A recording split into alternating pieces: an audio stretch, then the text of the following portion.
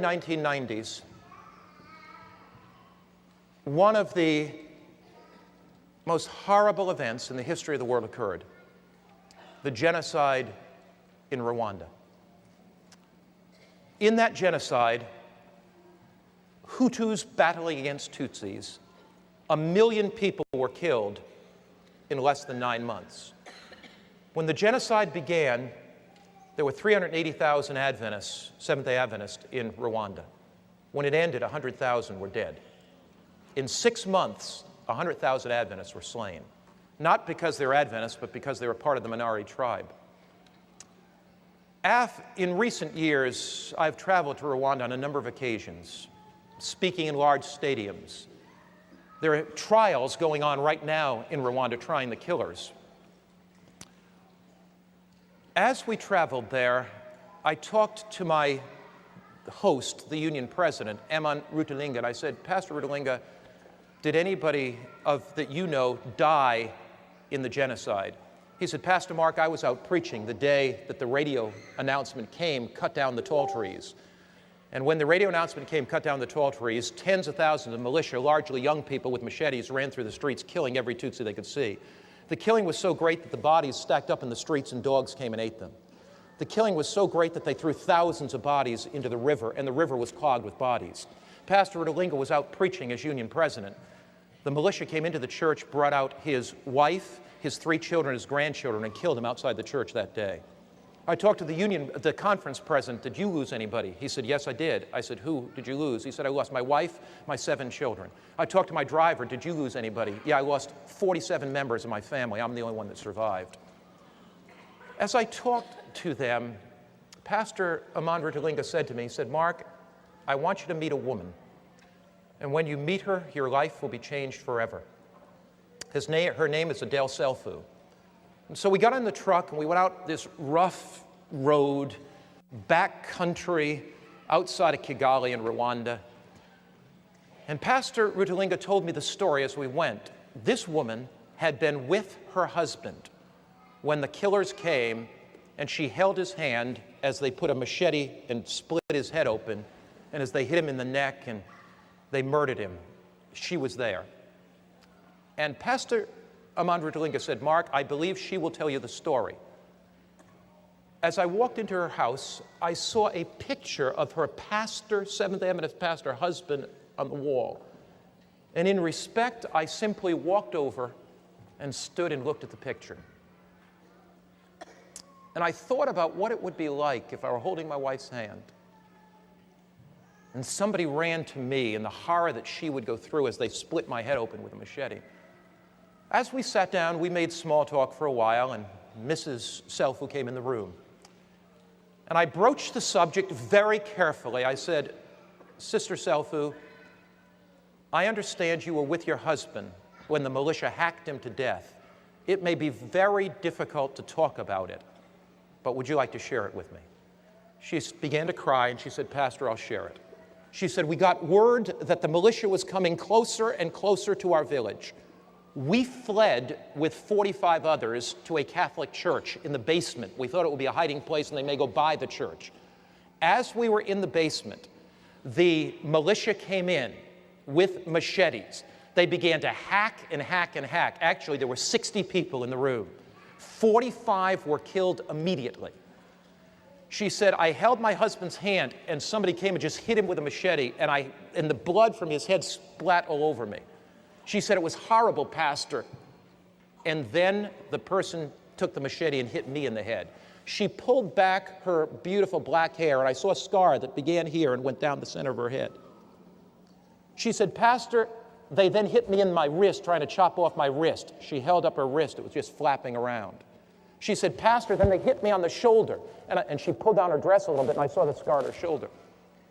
She said, they left me for dead, and my body lay among the dead bodies for 3 days. At the end of 3 days, the militia had moved on. So she said, villagers came to bury the dead. Somebody, before they buried me, felt my pulse, and I still had a pulse.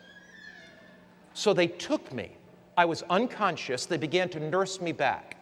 Pastor, I was in and out of hospitals for 3 years. By this time, the forces from outside of Rwanda that were in the Congo fought their way back, liberated the country, and they built 18 prisoners for the murderers. They put 180,000 people in prison. Mrs. Selfo took 3 years to get back to health, but by now there was stability in the country. And she said to me, Pastor Mark, I have to make a decision of whether I'm going to be a bitter, angry old woman or not. And she said, I made a decision that my husband's death would not be in vain. I had the assurance beating in my heart that Jesus Christ was coming again, and that the thing that my husband would want would me to go to minister to the killers. So, Pastor, there's a prison not far from this village, and I became the mother of that prison. I would go in and bring blankets into the prison because of the cold nights. I would go in and bring food to the prison. I began studying the Bible with the prisoners. These were killers. One day, Pastor, I was in the prison. A young man fell at my feet, and he began to kiss my feet. And I looked at his face, and he said, do you remember me? And she said, I wish I could get that face out of my mind. It was the young man in his early 20s that took the machete and chopped my husband's head in half. It was the young man. I never knew he was in that prison. I never thought that I would see him again. It was the young man that took the machete and put the scar in my head and gave me such pain. And he said, would you forgive me? And she said, I picked him up and I hugged him and I said, I will forgive you. Pastor, I studied the Bible with him for 6 months. Pastor, he stood up before the whole prison and we assembled all the prisoners in the prison yard the day of his baptism and he confessed his sin. Pastor, we baptized him. Now, Pastor, he got amnesty after a few years and was let out of the prison. But here's the problem. His father and mother were killed in the genocide. He had no place to live. Pastor, I adopted him as my son. Would you like to meet him? My heart was beating. Beads of perspiration stood out of my head. I looked at the pastor's picture, who this man had killed. I thought a killer was going to walk through the door. And Louis walked through the door. A gentle smile on his face, a sparkle in his eyes. And Mrs. Selfu walked over and put her arms around him. And she said, let me introduce you to my adopted son. She said, one day when Jesus comes, all the suffering will be worth it all.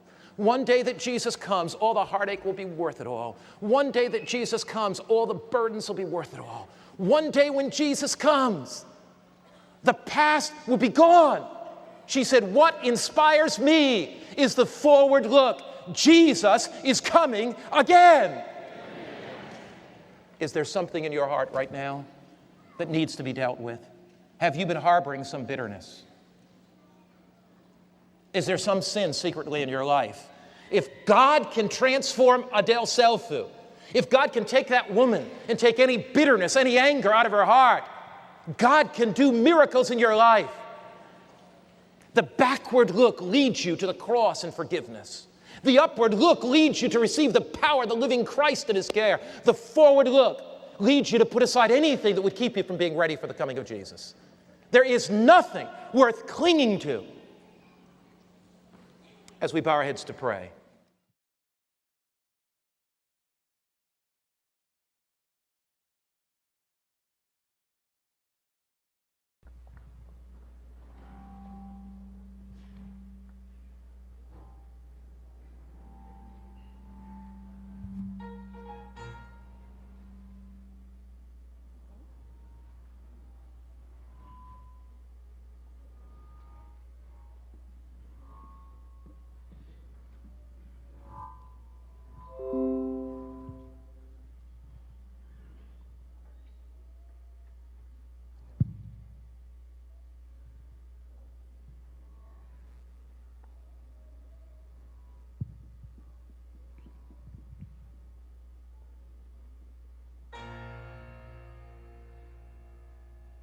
Non, moi pas besoin suspenser Seigneur, pas besoin suspenser louer Seigneur, pas besoin suspenser